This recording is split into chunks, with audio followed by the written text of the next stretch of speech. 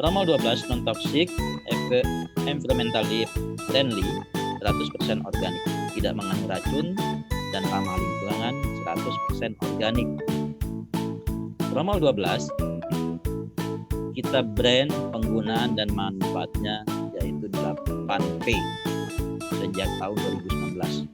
Dari tahun 2017 kita mulai dengan 5P, berkembang dan seterusnya sampai terakhir kita lengkapi semua setelah melalui proses pembangunan oleh Mitra HMI seluruh Indonesia.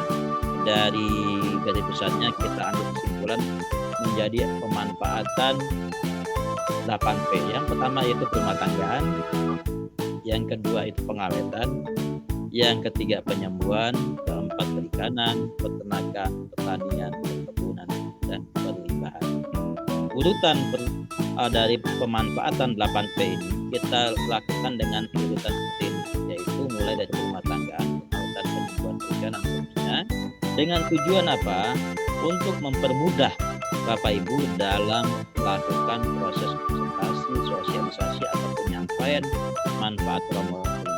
Jadi kita kalau sudah bicara tentang pertanian, perkebunan atau peternakan, baru belakang rumah tanggaan, ini bikin kaget orang. Jadi tadi kok untuk tanaman tadi di awal hujan tanaman, kok pupuk diminum, kok pupuk dimakan, itu kira-kira menghindari kesulitan dalam menjawab setiap pertanyaan yang kemang nantinya.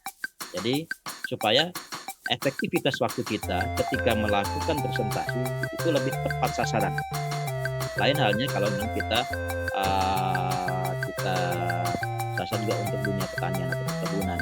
Tapi dengan cara yang kita lakukan juga seperti yang Pak Syafruddin tadi demokan itu juga cara simpel dan mudah yang langsung membuka mindset. Promol 12 terdiri dari kumpulan probiotik yang ada sebanyak 14 jenis mikroba. Ya, yang terdiri ada dari Azotobacter paspalis, Bacillus firmus, Bacillus pumilus, Bacillus thermophilus, Bacillus lentus, Bacillus reus, Bacillus deceniformes, Bacillus subtilis, Corynebacterium pseudotriticum, Micrococcus varians Sarcina lutea, Staphylococcus epidermis, Saccharomyces cerevisiae. Kataan jumlah mikroorganisme. Sebentar, saya akan buka. Tadi di sini probiotik kita ada 14 jenis probiotik. Bapak Ibu di lapangan akan menemukan produk dengan nama atau sebutan, ya bukan merek. Nama E4. Efektif mikroba 4. Artinya dalam produk tersebut mikrobanya yang probiotik yang efektif ada 4. Sedangkan kita di sini ada 14 jenis bakteri. Jadi bisa kita bandingkan 14 dengan 4. Nanti bagus mana?